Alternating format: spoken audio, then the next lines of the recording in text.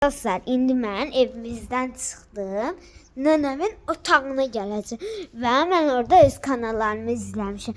Mən kanallarını görürəm ki, heç biriniz like atmamışsınız, şərh də yazmamışsınız. Yəni mənim kanallarımda bir damcı şərh də yoxdur və like da yoxdur. Görürəm ki, hər kəs 1, 2, yəni bu qədər balaca bir like atmışsınız. Mənə çox kədərləndim. İndi gedirəm mən kanalımıza baxaq. Bu mənim kanalımdır. Burada Narin Parkda part 5 var. Biz bileyim. Bəli. Bunu mən dayandırdım. Bu arada bir beğenin de mən beğenirəm ancaq.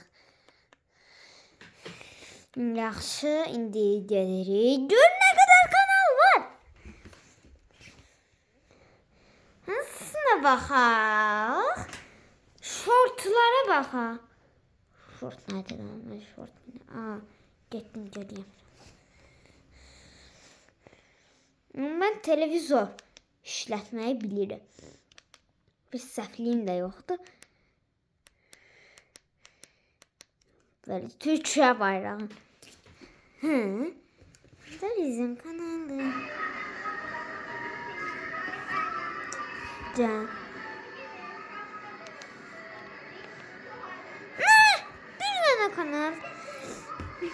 Ne olur bizim kanalımıza like atın, ne olur. Sizi ben destekleyeceğim. Çoklu videolar çekeceğim. Hadi 1, 2, 3. Çoxlu uşaq mənim kanallarıma like atırmış, amma bəzi uşaqlar bu məndə çox kədərləndirir. Həmişə mən görürəm ki, belə Timlan videolarına 15-16 like gəlir. Bəli, bir dənə videomuz var ki, ondan 7 like gəlib. Mən bir like də əlavə elədim, sonra 8 like oldu. Yaxşı, görürəm ki, heç kim bizim kanalımıza like. Ay. Ha, yaxşı, sağ olun. Kanallarımı izləyim. Sonra mənim həyatdakı gəlin.